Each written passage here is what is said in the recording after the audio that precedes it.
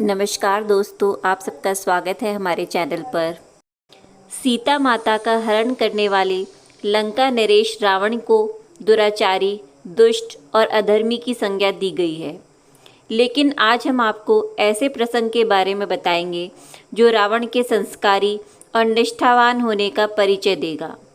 इस प्रसंग का उल्लेख वाल्मीकि रामायण और तुलसीकृत रामचरितमानस में नहीं है, बल्कि महर्षि कम्बन द्वारा तमिल भाषा में लिखी गई इरामावतरम में किया गया है। जब भगवान राम को लंका पर विजय के लिए सेतु निर्माण के बाद रामेश्वरम में शिवलिंग की स्थापना करनी थी, तो उन्होंने यज्ञ करने का संकल्प लिया। इसके लिए उन्होंने जामवंत जी से कहा कि आसपास से कोई पुरोहित, पुजारी या कोई आचार्य ढूंढकर लाइए जो इस यज्ञ को संपन्न करवा सके। इस पर जामवंत जी बोले, हे प्रभु, यहाँ जंगल में समुद्र तट पर पेड़ पौधे, वन्य जीव के अलावा क्या मिलेगा। इस पर श्री राम बोले कि आचार्य ऐसा होना चाहिए जो शैव और वैष्णव दोनों परंपराओं का ज्ञाता हो। इस पर जामवंत जी ने कहा कि ऐसा तो केवल एक ही व्यक्ति है, लेकिन वह हमारा शत्रु है। पुलत्स्य मुनि का नाती है, वैष्णव है, शिव भक्त है और दोनों परंपराओं को जानता है। राम ने कहा कि ठीक है, आप बात करें और यज्ञ का निमंत्रण दें। जामवंत जी पहुँचे लंका। श्री राम की आज्ञा पाकर जामवंत जी लंका पहुँचे, क्योंकि रावण ही वह व्यक्ति था जिसमें ये सारी खूबियाँ थी।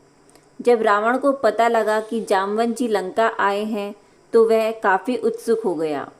दरअसल जामवंत जी रावण के पितामह के मित्र थे, इसलिए रावण उनका सम्मान करता था। उसने यह आदेश दे दिया कि महल तक आने में उन्हें कोई तकलीफ न हो, इसलिए जगह जगह राक्षस खड़े होकर उन्हें रास्ता बताते रहे। ऐसा ही हुआ और जामवंत जी रावण के पास पहुंच गए। रावण ने जामवंत जी को दंडवत प्रणाम करते हुए उन्हें बैठने का आसन दिया और फिर उनसे लंका आने का आशय पूछा। जामवंत जी ने बताया, मेरे यजमान को अपने विशेष कार्य सिद्धि के लिए यज्ञ करना है और उसके लिए आपको पुरोहित के तौर पर आमंत्रण देने आया हूँ। फिर रावण ने पूछा कि आपके यजमान कौन हैं? तो जामवंत ने कहा कि वह अयोध्या के राजकुमार और महाराज दशरथ के पुत्र श्री राम हैं और अपने एक बड़े काम के लिए शिव का विग्रह यानी शिवलिंग स्थापित करना चाहते हैं। इसके लिए उन्हें एक यज्ञ करना है। रावण ने पूछा कि क्या यह बड़ा काम लंका विजय तो नहीं है? जामवंत जी ने कहा कि हाँ, यही काम है। रावण ने निमंत्रण स्वीकार करते हुए यज्ञ में आने की हामी भर दी। रावण द्वारा न्योता स्वीकार करने के बाद जामवंत जी ने पूछा कि यज्ञ के लिए क्या क्या सामग्री चाहिए, इसके बारे में आप मुझे बता दें।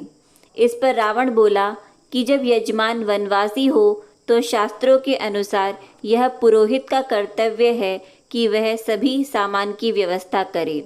तो आप चिंता न करें, मैं सब सामान अपने साथ लेकर आऊँगा। बस आप मेरे यजमान को बोल दीजिएगा कि वह स्नान करके व्रत के साथ यज्ञ में बैठ जाए। क्योंकि शास्त्रों में यज्ञ अर्धांगिनी के बिना पूर्ण नहीं माना जाता है, इसलिए रावण सीता के पास भी गया।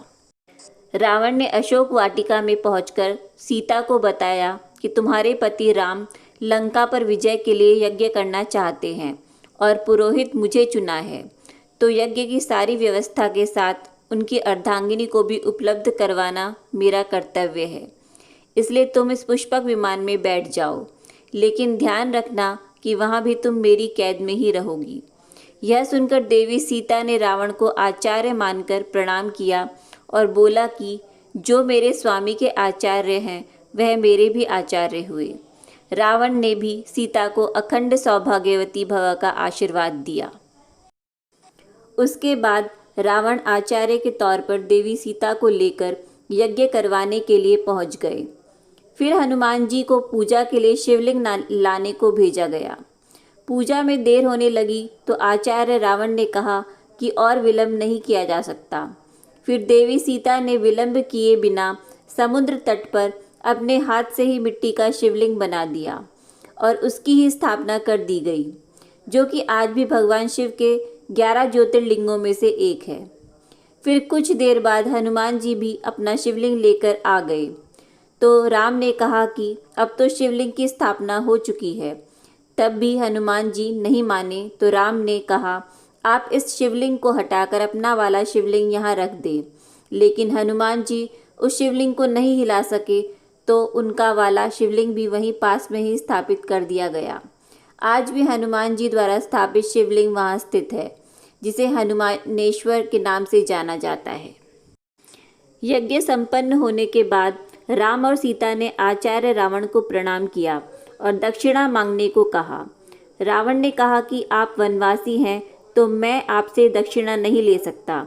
मेरी दक्षिणा आप पर उधार रही। राम ने कहा कि आचार्य, आप अपनी दक्षिणा बता दें, ताकि समय आने पर हम देने के लिए तैयार रहें। रावण ने दक्षिणा के रूप में कहा कि जब मेरा अंतिम समय आए तो मेरे यजमान मेरे सामने रहे। यह कहकर रावण देवी सीता को अपने साथ वापस पुष्पक विमान में लेकर चला गया। अगर आपको ये मेरी जानकारी अच्छी लगी हो तो प्लीज़ मेरी वीडियो को लाइक करें और मेरे चैनल को सब्सक्राइब करें। धन्यवाद।